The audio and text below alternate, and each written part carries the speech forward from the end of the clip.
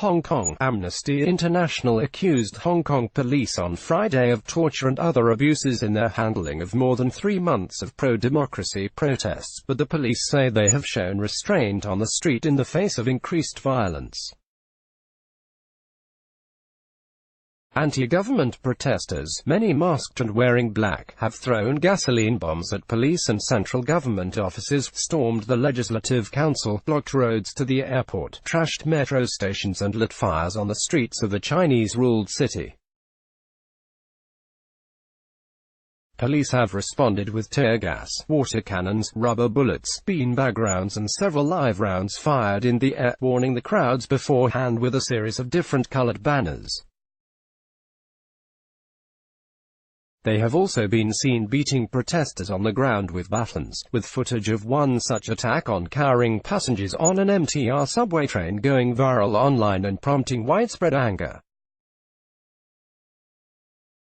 The evidence leaves little room for doubt. In an apparent thirst for retaliation, Hong Kong's security forces have engaged in a disturbing pattern of reckless and unlawful tactics against people during the protests, Nicholas Bequelan, East Asia Director at Amnesty International, said in a report following a field investigation.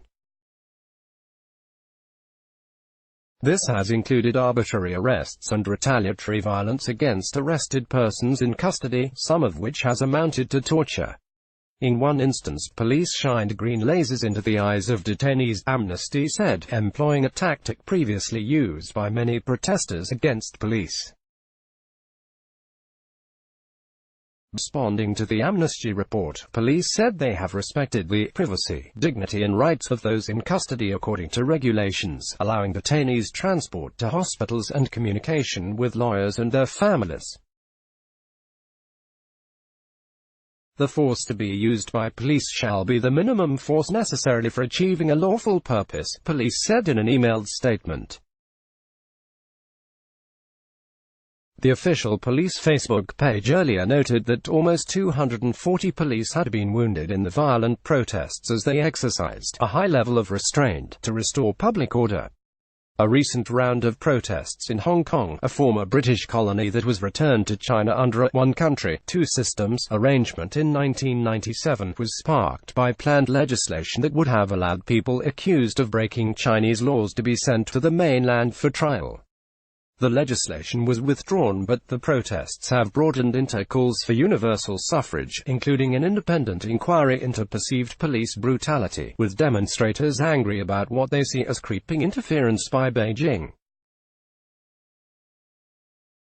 China has said it is committed to the one country, two systems arrangement that ensures freedoms not enjoyed on the mainland, including right of assembly and an independent judiciary, and denies interfering.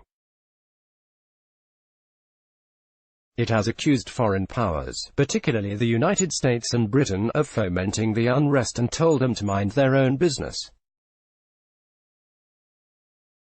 In a direct challenge to Communist Party rulers in Beijing, some protesters on Sunday threw bricks at police outside the Chinese People's Liberation Army base and set fire to a red banner proclaiming the 70th anniversary of the founding of the People's Republic of China.